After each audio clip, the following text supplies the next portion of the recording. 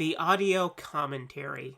It's a dying art form, but here at One Track Mind, I, your wonky yet affable host Ryan Luis Rodriguez, analyze film through the prism of these embryonic forms of podcasting, one audio commentary at a time. Masterpieces, crapster pieces, live action, animation, cult classics, films literally no one has ever heard of. No track is too small, and no track is too big. Join me and my guests from the entertainment world as we keep these features alive every other Tuesday.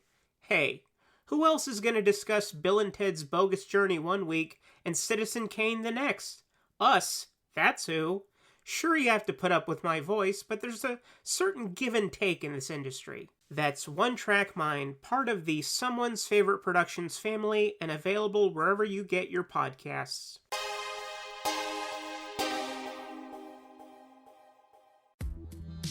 Hello, this is Chris Haskell from They Live by Film. For those that don't know us, Adam, Zach, and I, we built a podcast over the last 2 years that's a combination of film discussion from 3 very different perspectives, as well as industry interviews with the leaders in boutique Blu-ray and 4K community. We started with Dev Crocodile, but over time we've been lucky enough to speak with Arrow Video, Severin, Mondo Macabro, Vinegar Syndrome, Radiance, Indicator, most of the OCN partner labels. It's been a blast. You can find us wherever you podcast, and also actually recently as part of Someone's Favorite Production Podcast Network. We hope to see you online.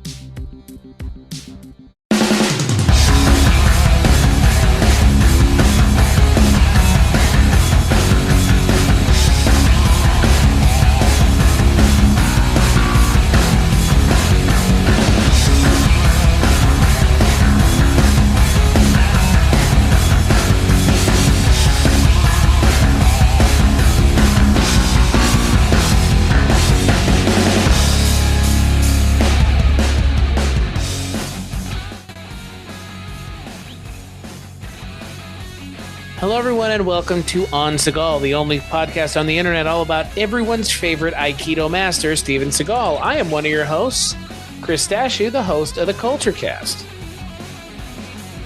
And I am Trevor Gumbel, and I am also co-host of On Seagal and occasional co-host of the Culture Cast. And Chris, I think it's been burning when I pee lately. I think I have a venereal disease because it feels like a fire down below.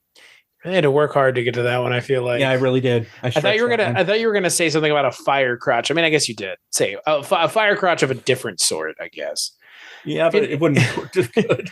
If you this way, though. If you don't know what we're talking about and you clicked on this by accident, well, hello, welcome. You're listening to a podcast that's an audio experience. Please don't turn us off. Yeah. But if you are here, you know what we're going to be talking about. We're going to be talking about a little film from 1997 that, well, in a lot of ways, one might say it was a turning point for our dear friend, Mr. Steven Seagal. But we're talking about a film that came out in 1997, and it was his final film released in theaters. It's a film chock full of country western singers pointing guns at people. We're talking about 1997's Fire Down Below. So the film is directed by Felix Enriquez Alcala, and it stars the one and only Steven Seagal as Jack Taggart, a man from the EPA who goes to a small town in Kentucky to stop Chris Christopherson from dumping cyanide into the water supply. Yes, this is actually the plot of this movie. And no, I'm not kidding. Steven Seagal falls in love with Marg Helgenberger, a woman who is attempting to have a relationship with the cinematic equivalent of a 2x4. Harry Dean Stanton is also in the film playing a man who might be slow, but we don't actually know because the movie doesn't actually know. And there's also a weird subplot with Stephen Lang playing an incestuous brother to Marg Helgenberger. Boy, yeah, this movie's a mouthful, and this is a lot to get out of the way out of it right at the top. But Trevor, what did you think of Fire Down Below, a movie I know you had never seen before? I'm going to say this right off the bat. This is one of Seagal's best performances. Yeah.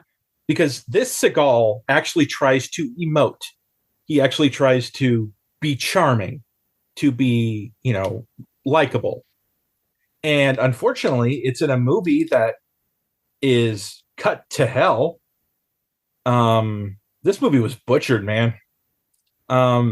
It's written by Jeb Stewart, and if that name sounds familiar to you, he was the screenwriter of what many consider an action classic, if not the best action film ever made, Die Hard. And yeah, and I thought you were going to say The Fugitive, also an action classic. He wrote that too, yeah. I don't know how he got roped into this. Maybe it was a victim of one of Seagal's little rewrites.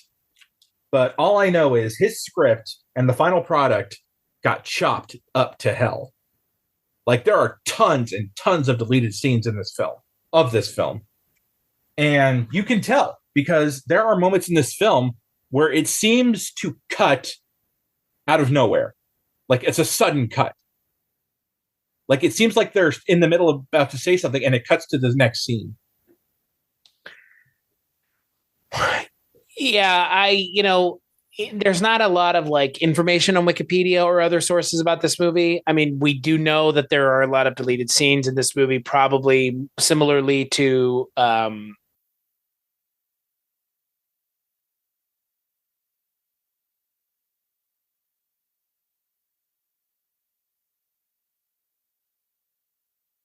Deadly Ground. We know that movie had a lot of cuts made to it, right? Like a literal hour-long finale. Oh God! I think this movie had similar things going on clearly, and I'm in agreement with you 100%.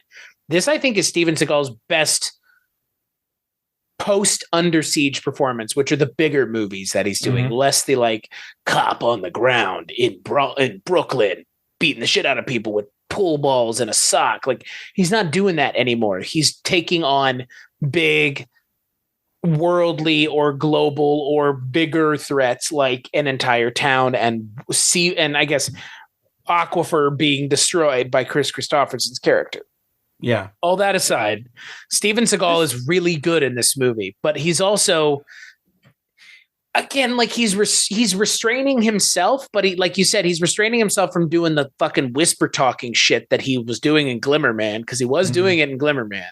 He doesn't do it a lot here. He's, like you said, he's kind of charming, and he does have some good comebacks and one-liners and quips. I mean, he's not like without the charm here, and he can turn it on. It's just like, yeah, you turned it on a little too late, dude, because at this point, your career is going to be very different post this movie. And as I was watching his film and his performance, I was thinking, this is the same guy from like the China thing and Absolution, China Salesman and Absolution and all those movies. Those performances and this performances are fucking night and day. Because in those performances, he's just whispering his way to the end. In this film, he's actually, he's got personality. He's got somewhat of a charm to him. I'm not quite sure I believe him and Mark Helgenberger as a couple, but then again, no, I don't believe them as a couple at all. He said, like, behind the scenes, he said she's a great actress, but she's not like, stunningly beautiful. He said something to that effect. Typical Seagal, bro. Come on, dude. Don't do that. Like, I know I'm not doing anything. I'm just saying. Not you, him. Don't do that. It's a bad. I mean, look, it's a bad look. He's one of those dudes that sometimes he just should know better, right? Yeah, foot and mouth disease. Right. This film has a better cast than it deserves. I mean, fucking Harry Dean Stanton, Mark Helgenberger, Stephen Lang, Chris Christopherson. Well, Chris Christopherson, he's done his fair share of shit. Yeah, but he's also done his fair share of actual acting performances. And he's not really that much in the film until like the second half. Because in like the first half, it's Chris Christopherson's son and a bunch of like thug henchmen. Because apparently people have there have been mysterious deaths in this city, or this town rather, of other EPA agents and shit like that, because they keep sending them there and they keep mysteriously dying. Mysteriously. They show in the flashback in the beginning, like they get like fucking shot in the head. his friend was one of tried to investigate, and he ended up getting killed. Which, by the way, if you're going to use John Deal in your film, don't give him just a glorified cameo, man. I mean, John Deal of such films as Jurassic Park 3 and Remote. And Madhouse with John Larroquette and Kirstie Alley. Do you buy Steven Seagal as an EPA agent? Because I don't. I don't. No, I didn't buy it in On Deadly Ground either. No, and I find it very amusing that they keep trying to pass this. This could be a fucking sequel to the On Deadly Ground, and I probably believe you. I'm there's in a lot of ways, there's part of me surprised that it's not. I mean, the only thing he doesn't bring to this role is the kind of, again, because it's real, kind of folklore and religion that he was speaking of with the indigenous people in that movie. But there's none of that in this movie, but I'm kind of surprised that there's not. Yeah. Because it was like that movie was just chock full of all this like bogus interpretations of religion and folklore of the indigenous people. And like, that's the only thing this movie's missing. And then it would be that character from that movie. This is 100%. The only Steven Seagal film that even mentions the concept of God, or God being like, in like being even mentioned in his films. Well, yeah, because you've got Levon Helm playing the Reverend, drummer of the band. But you see what I'm saying? Usually when you see a Seagal film, he's usually going these ancient, like mystic. But it's his like whacked out interpretations of them. Yeah, exactly.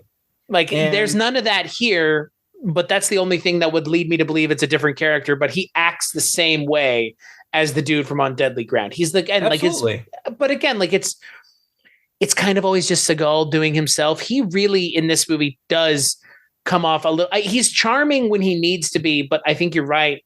He and Marg Helgenberger do not have chemistry. I don't believe it for a fucking second. Sorry. No. And the film is okay. So, I mean, it almost got cartoonish when it came to the henchmen. I don't think that helps because of the people who are playing them. I mean, we have Mark Colley, who a lot of people probably recognize from, he's a singer also, but I know him a lot from the Punisher, the Thomas Jane Punisher film. He played the Johnny Cash like motherfucker in that film. Played a similar character to the character he plays in this movie. Yeah, just a guy who's doing what somebody else is telling him to do. It just happens to be an assassin. It just kept getting cartoonish to me because they would say the same thing to Seagal. You better watch yourself or we're going to get you, and he ends up kicking their ass. They recover, say that same shit again to Stallone and get their ass kicked again. It's like a fucking Warner Brothers cartoon and they're the fucking Wile E. Coyote. Or they're like Home Alone villains in terms of.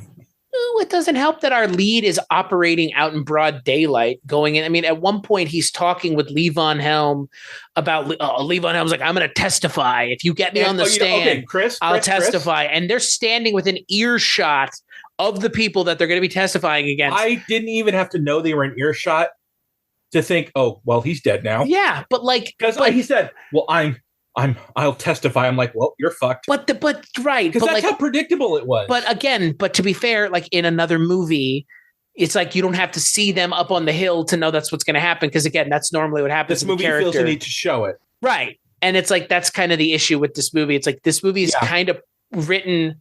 This movie is written in a way that is a little bit too, and then. This movie thinks we're stupid, basically. Yeah, but I mean, again, it's an and then movie. This happened, and then this happened, and then the Reverend died, and then the son, and then this, and it's like, but what was the point? What was holding this together? Again, I think Seagal is okay enough in this movie to kind of hold it together throughout the almost 2-hour runtime, but yeah, it's kind of a weird tonal mix-up because the actors playing a lot of the characters in this movie are country western singers that are not particularly good at acting. There was an abundance of those. You have like Travis Tritt, Randy Travis, fucking Marty Stewart, but Marty Stewart's just playing himself. But then you have Chris Christopherson and Mark Colley. Yeah, Levon Helm. I mean, he's not country, but he is a musician. Speaking of country, I did like the music in the film. The score and the music were good. Perfectly fine. Yeah, it was decent little, I don't dislike this movie. I just think that this movie is really a mess from the plot because, again, I mean, you have what seems to be this dastardly villain of Chris Christopherson, but he feels so removed from most of the movie and most of what's going on. He does not feel like a threat. And villains that hire other people to do their bidding never do, right? I mean, he's like, oh, my son, go deal with them. And my son will hire people. This film with the Christopherson character just goes in circles.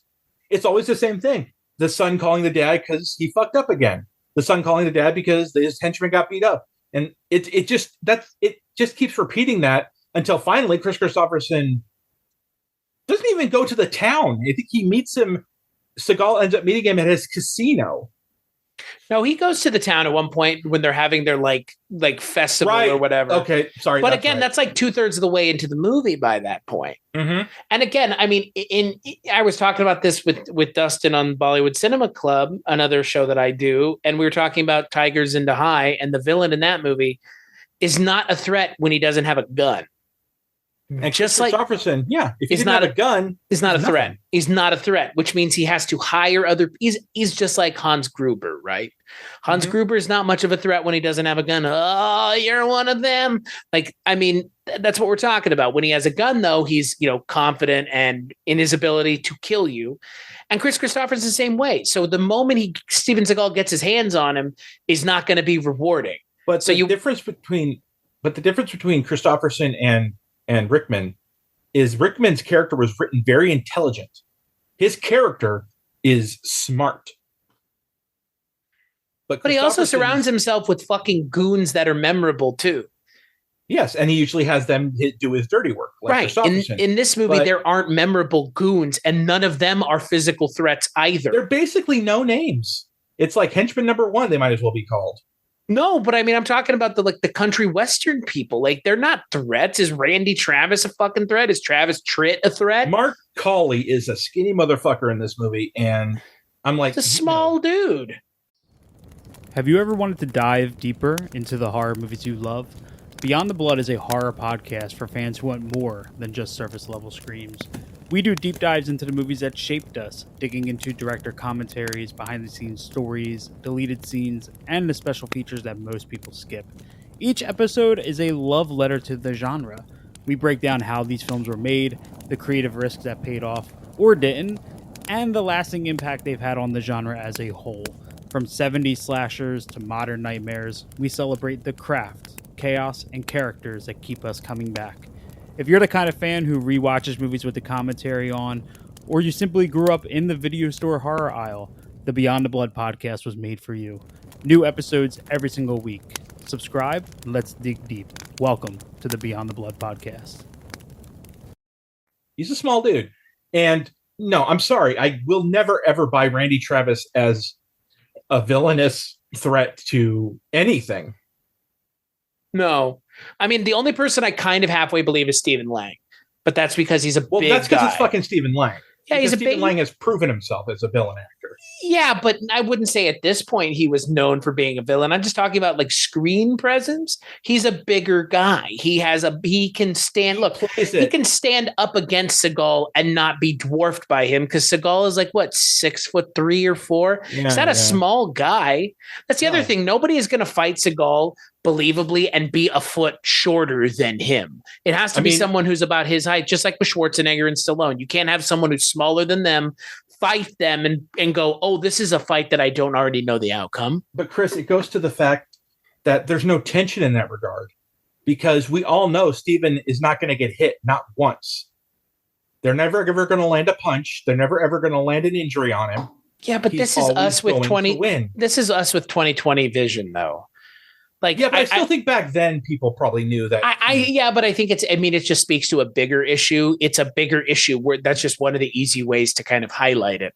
It's just a lack of self-awareness about what Steven Seagal's character needs to be up against. He should never be up against people that are these Eric Bogosian types or the Alan Rickman types or the fucking Chris Christopherson types. He should be going up against someone like Vernon Wells from Commando, right? Yeah. Someone who, when you see him up against Seagal standing next to him or tussling, you say to yourself, this is someone who is a match for this person. And look, I'm not saying it's because Steven Seagal can't fight someone who's smaller than him. It's because Steven Seagal is a bigger guy height-wise, and it's very obvious when it's not someone who is physically of the same kind of build or stature. And it's just hard to get me to believe it.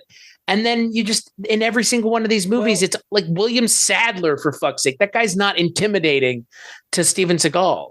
No. Bogosian, Chris Christopherson. None of these actors are intimidating because they're just actors.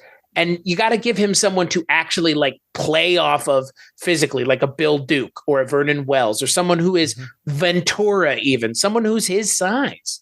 Well, another thing is it's hard to do that when they keep throwing henchmen at you with no names.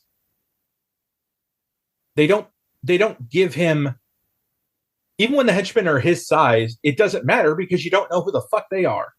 They're just random henchmen. And he's just beating up random henchmen. And really, there's like, they're not a threat because they don't even have a name. No. Well, and again, I mean, the ones that do have a name, like his son, are just kind of, again, like poorly, written. His son's a pussy. Yeah, but he's a poorly written character. He's a very generic, stereotypical character that you've seen before. He's the spoiled brat who gets daddy to fix everything. Right. I mean, he thinks he's a big boy like his dad, and eventually gets brought down to earth by Seagal. Seen that in other Seagal movies. Seen that in other actors. No, yeah, me too. I mean, there are a lot of shit here that you're like, oh, I've seen that before. Right. So again, like it works. My point is like it works other places, and it works other places to the point where you don't point it out. But in this movie, Brad Hunt is not given much to do. I don't think it is a reflection on him as an actor. Brad Hunt was the other henchman, was he? No, that was Mark his Colley son. And Brad. Oh, that was okay. I forgot who played the other henchman. Opposite Mark Colley. Ernie Lively. Oh, okay. Well, see, I don't even remember the henchmen's names. Ernie Lively, I believe, is related to Blake Robin? Lively in some respect. Oh, I thought you meant Robin. Well, they are related. Robin and Blake are related. So that's his daughter. So really, yeah.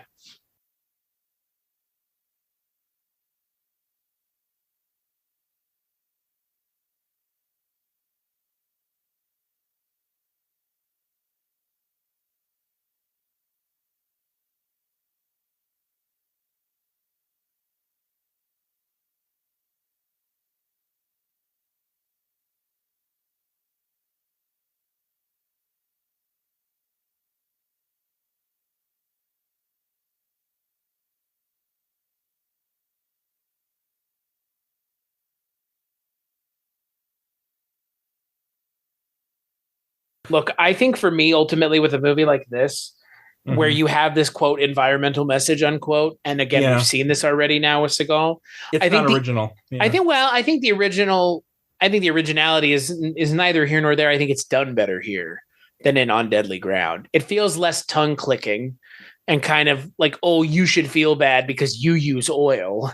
It's just like it's bad to dump toxic waste places. Can't we all agree on that? It's like, yes.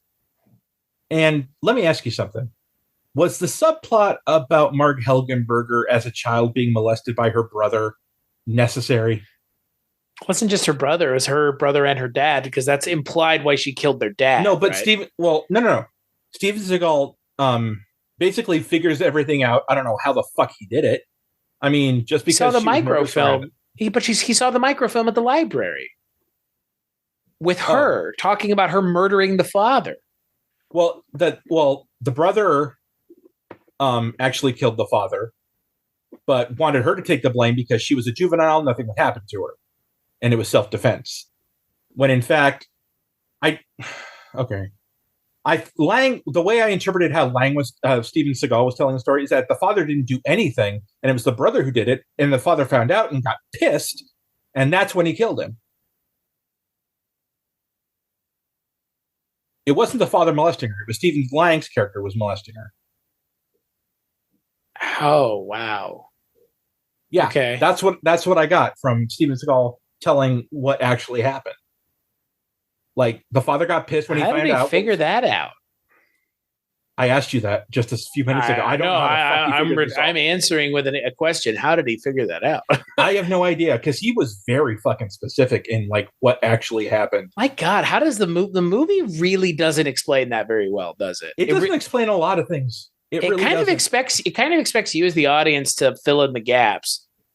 Yeah, but then it shows us the villains hiding in a few inches away in case we don't know that it's them there.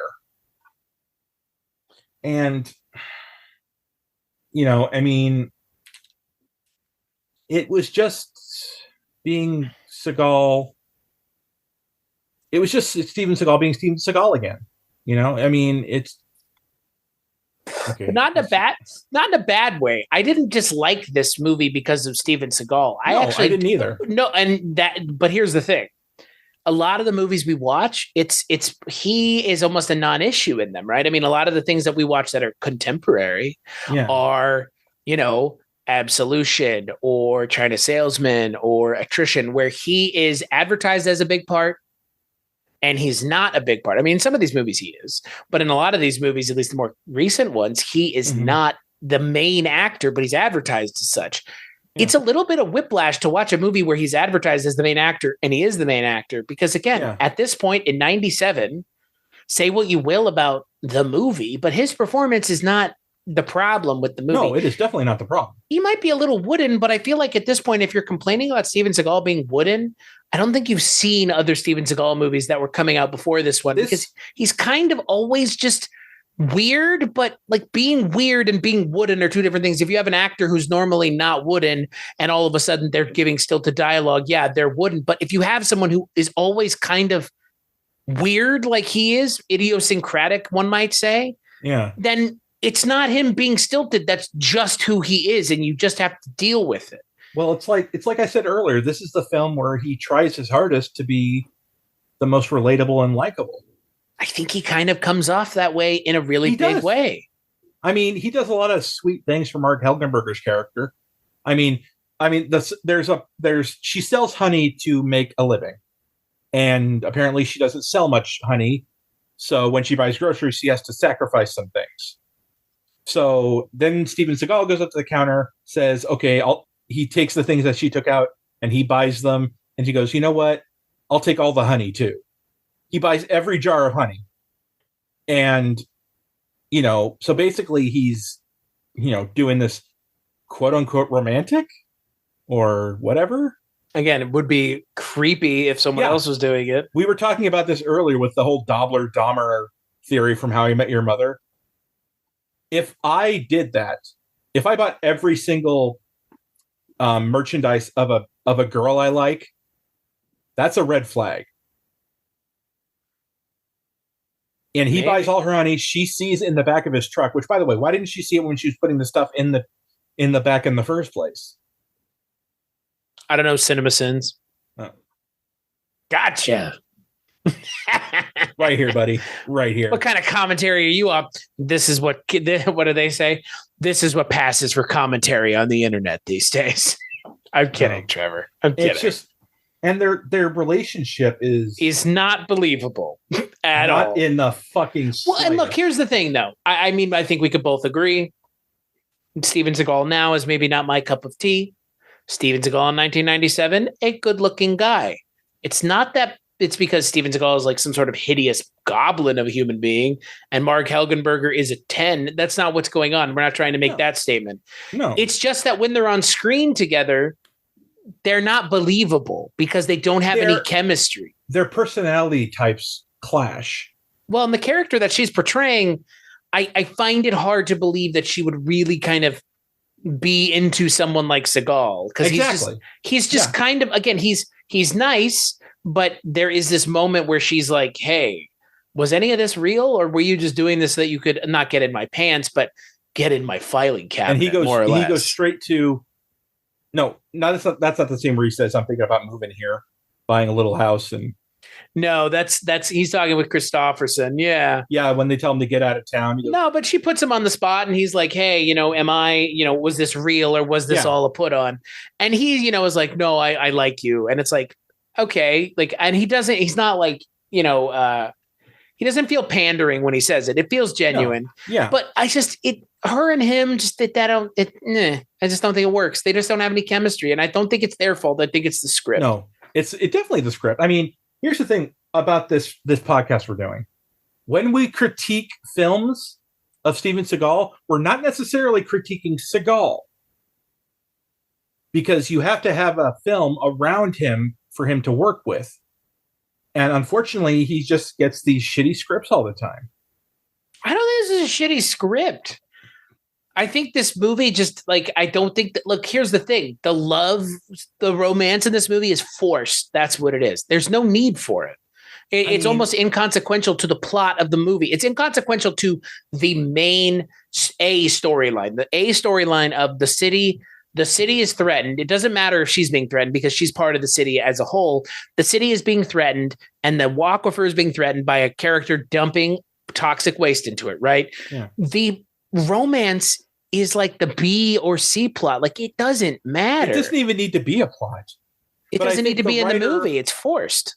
The writer didn't know how to write two characters, a man and a woman, and not have them, because he thought the audience would just expect them to get together in the end. But my point is, you don't have to have either. You don't have to have her character in the movie. That's what I mean. Right. It's no, again, this is in the era of the 90s where every movie had to have a romance. Well, I mean, if you were a movie and you had a lead man and a lead woman and they weren't villains, they were going to end up together. But she's not the lead in this movie. She's She's the lead woman. She's the biggest female part in the film. Right. But my point is, because she's the biggest female part in the movie, if you take her out of the movie, there's literally nothing else. So she feels very tacked on to the movie, because she doesn't even her brother kind of factors into the plot, but not really. Like, again, we live in a time now where you can make an action movie without the hero needing a love interest. Exactly. And this is a movie where the love interest is so unnecessary that it kind of bogs the movie down, and it kind of doesn't really gel because Mark Helgenberger and Steven Seagal don't have any chemistry. And so the movie would benefit from they could be playing brother and sister, and I would lose nothing in the plot.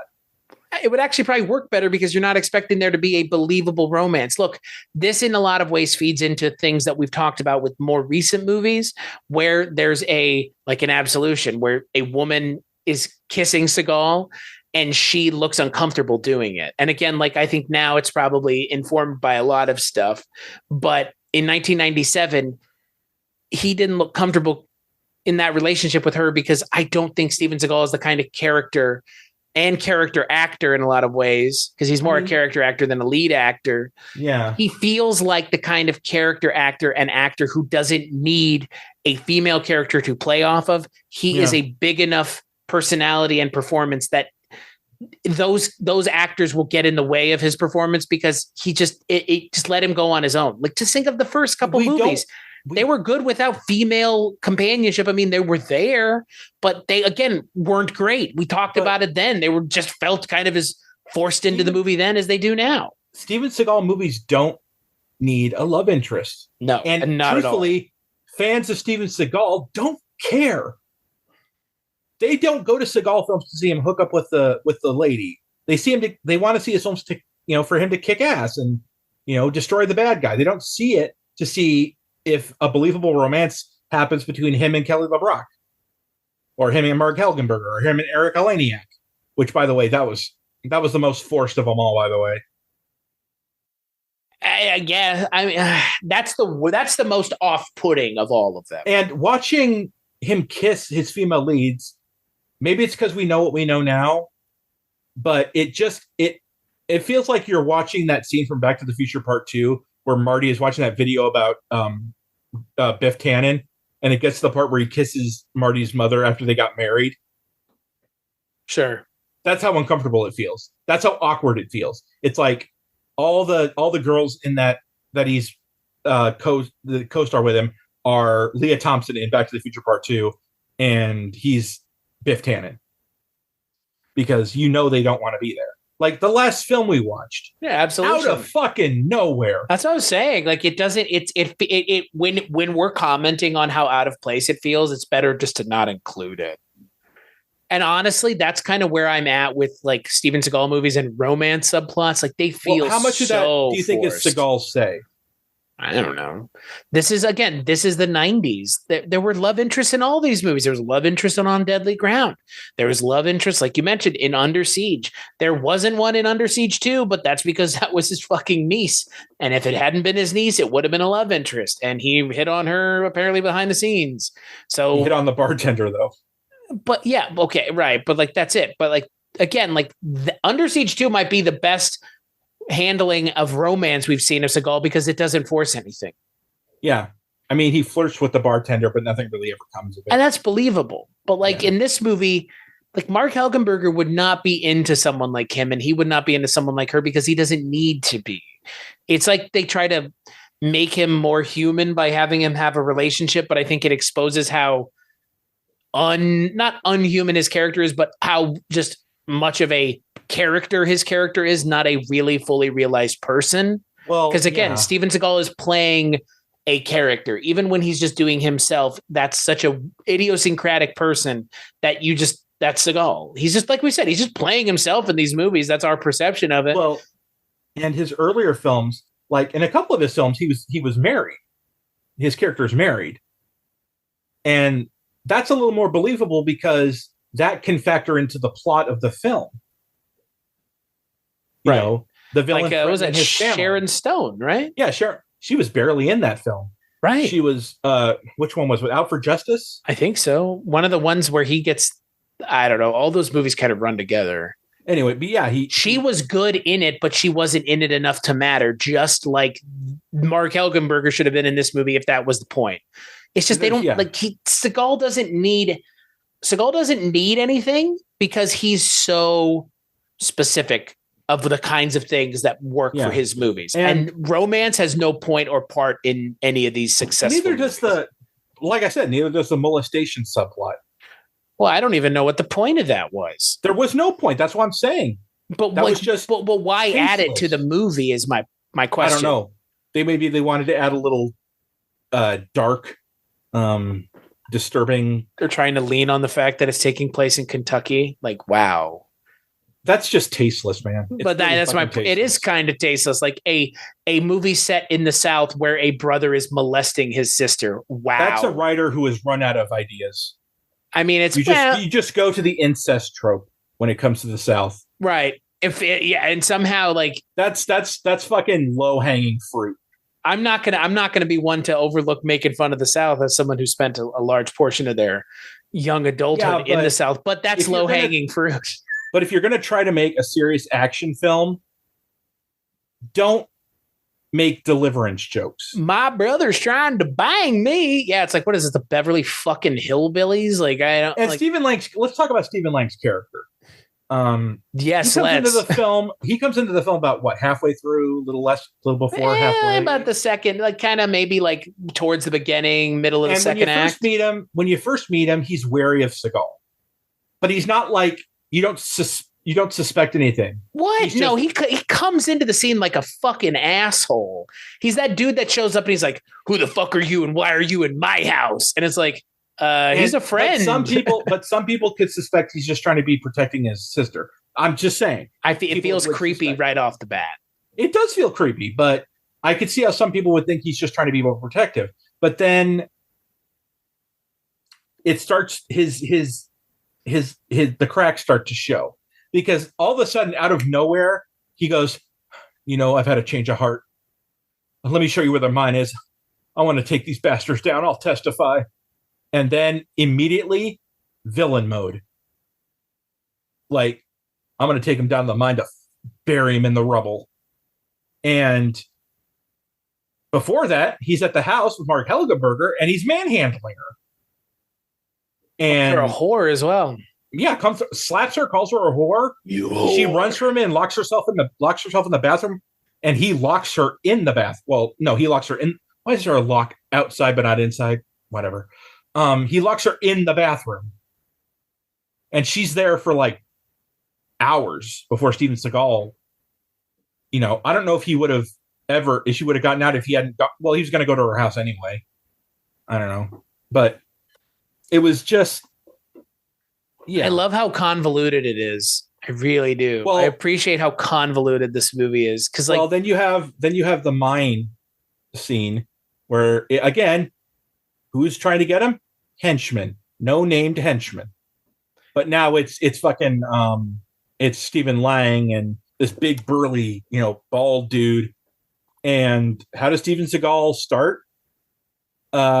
He dumps the chemical on the guy's face. Was it Lang or the cyanide, bro? Put cyanide on him. Yeah. So basically, and by the way, Steven Seagal, he steps in the cyanide. Wouldn't that have done something to his shoe? No, I don't think so. I don't know if cyanide's corrosive. I don't know what cyanide does to just being in contact or even near it. But it's not a good idea to be even near it when it's being dumped on someone. That would stand to reason, yes. Yeah. So, I mean, he does his usual, kicks the ass of the henchman, goes to, the shootout. And what does he explodes the mine. No, he doesn't explode the mine. They were going to blow the mine up with him in it, and he gets out, and they're trap him in the mine. Yeah. And he gets out. It's the slowest I've seen a guy escape a mine in a film in a while. But, I kept thinking to myself, there's no way he could have gotten away. Not a fucking chance. The way he was running and the direction he was running, I thought, no. And then I thought, well, if there's already the opening there, and it doesn't look like it's being affected by the explosion, he could have gotten out anyway. So their plan is flawed from the get-go. Well, they were expecting to trap him and then get out.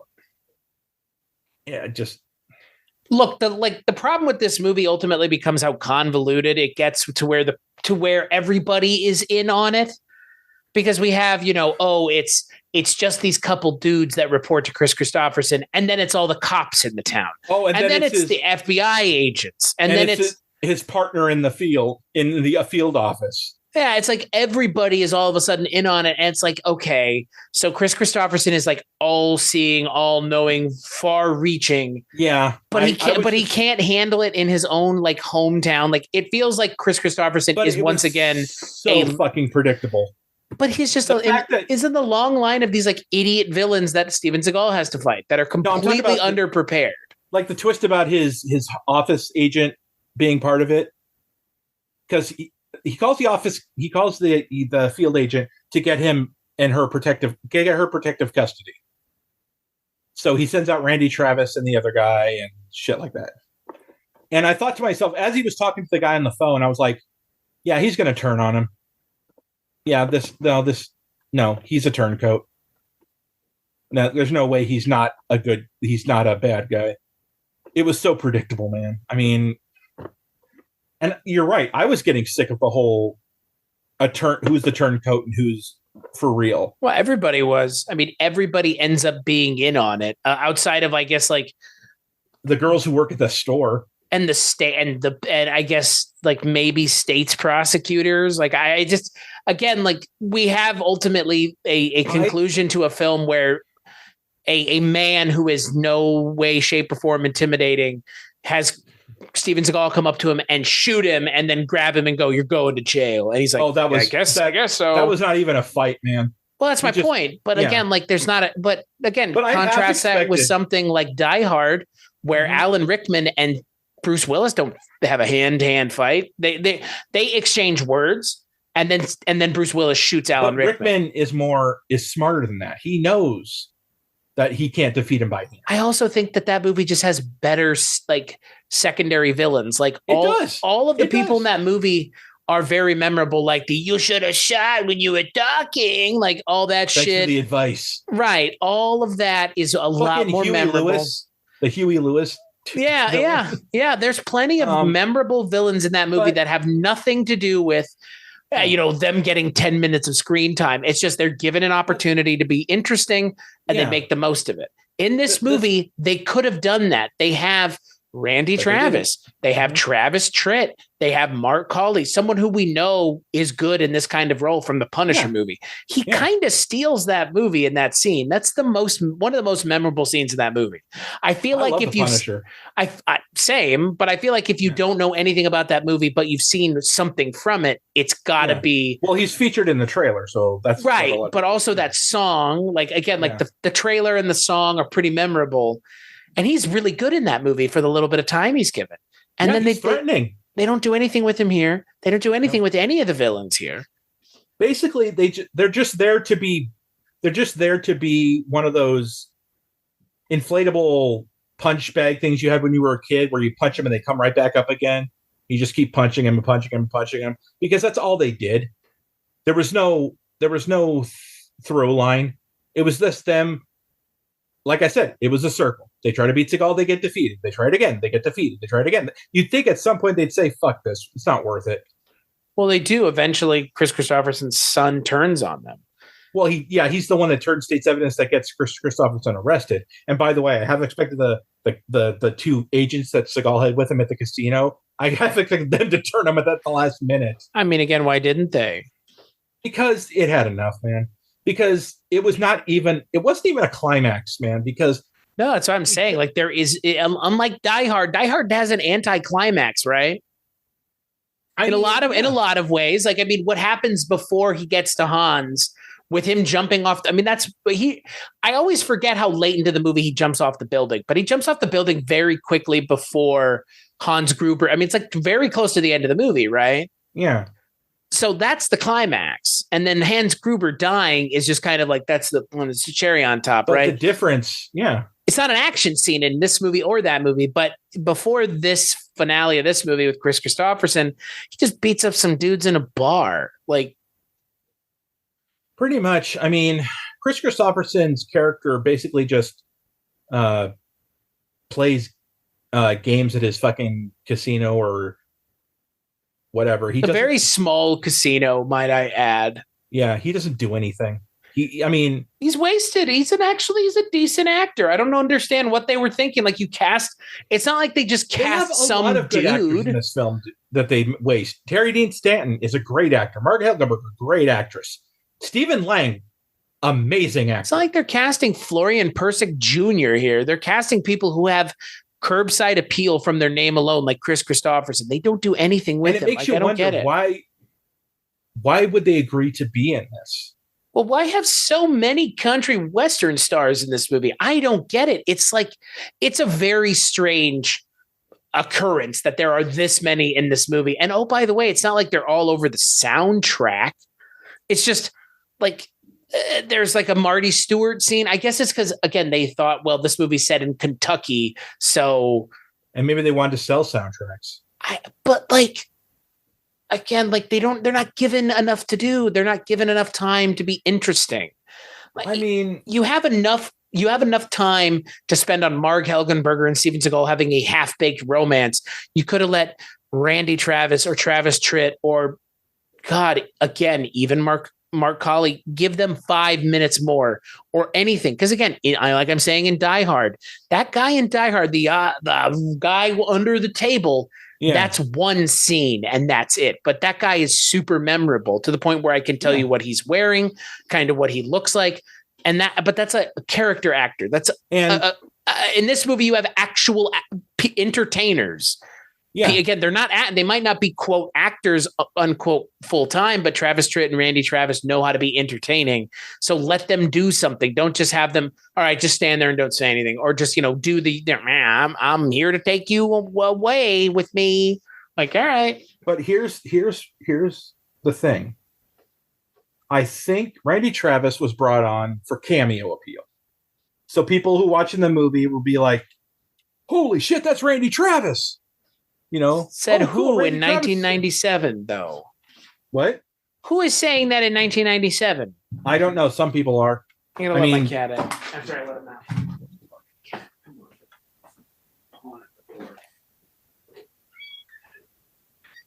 Come on. What? You want in? What do you want? Fucking Vegas. What the hell do you want, bro? Man, you gotta. You don't You gotta- you don't cast actors in movies in roles unintentionally. That's what a casting director is for. So they cast a bunch of country western stars in this movie for whatever reason. And that is one of the few things I remember about this movie is it has a random assortment of mid 90s country western singers from the literal villain of the movie down. And it's super weird. And they don't do anything with it. And that seems like, again, a missed opportunity because the novelty in the 90s. But the novelty of it is not enough. There needed to be more to it. And again, they knew that in The Punisher. They cast Mark Colley and he can play guitar and sing, carry a tune. But they also gave him a look in that movie that was interesting. They gave him lines of dialogue that weren't just, hey, I'm going to get you. Yeah, I am going to make sure you don't get me. Like, there you go. Like, he's very one-dimensional in this movie, and everybody is. The only person that doesn't come off as one-dimensional is kind of Steven Seagal. I mean, Mark Colley has a bit of. They give most of it to Seagal, and they give some of it to Mark Helgenberger. And Harry Dean Stanton is miscast in this movie. He is too good for this movie. I don't understand the role he's playing because at times it seems like he's supposed to be like slow, maybe is what they would say in the 90s. But is that all a put on so that he could meet Steven Seagal? That's what it was. Okay. But the movie should have done a better job of explaining that.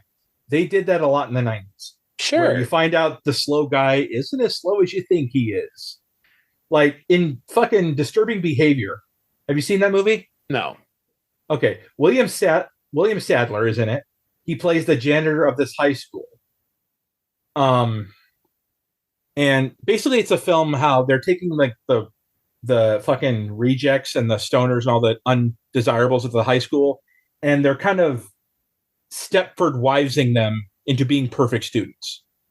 That's the plot. And so he plays the janitor who's kind of wise to it, but kind of just keeps to himself because he doesn't want to, But then James Marsden figures out, because he sees the book by Kurt Vonnegut that he's reading, and he figures out, oh, he's not a slow janitor. He's not crazy. He knows what he's doing.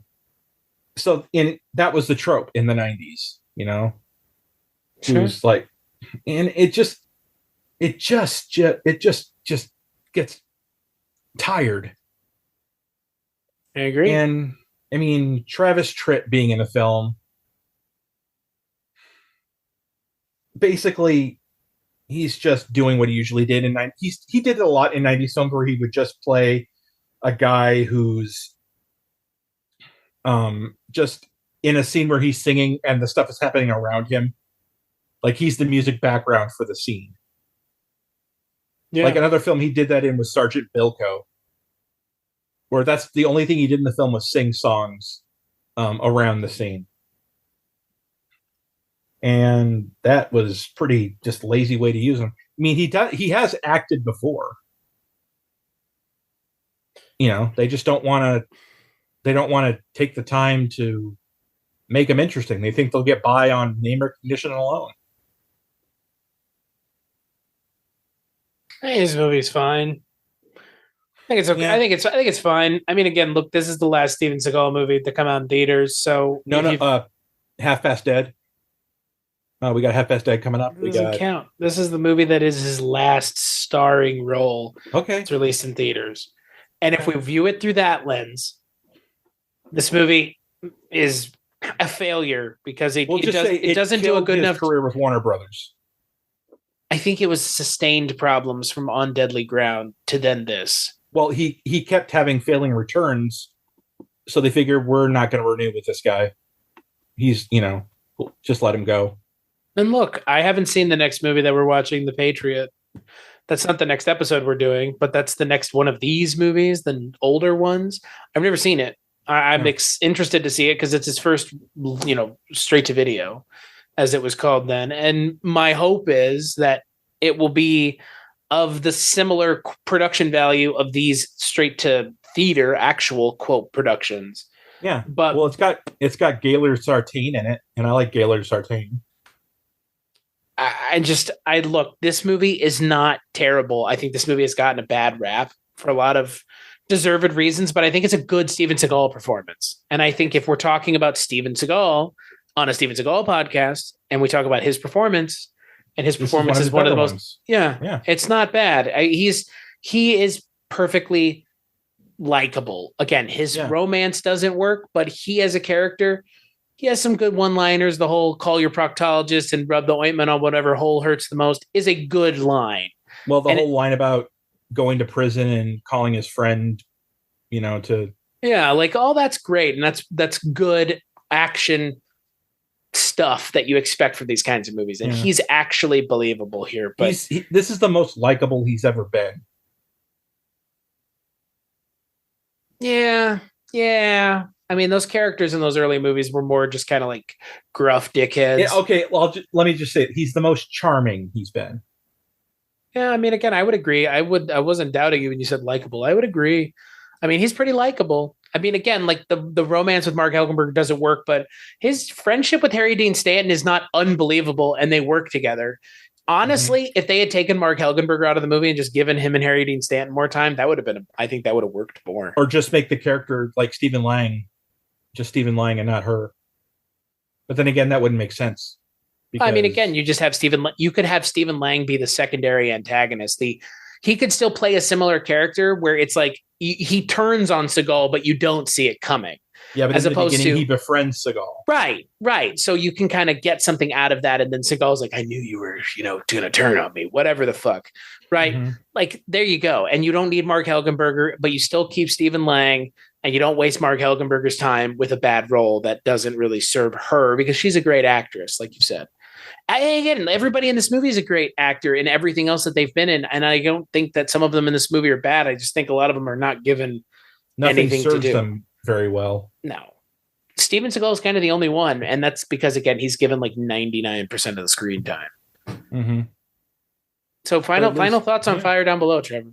I mean, it's not the worst film of his career. It's not the best film. It's a mediocre kind of middle ground, but it's definitely a good Seagal performance if you want to see Seagal trying to be a romantic. And like Silver Age Seagal. Not Golden Age, but Silver Age. Golden Age. It's Silver Age, but like in his other films, he never tries to get the girl. This film, he's trying to do these romantic and, sweet gestures.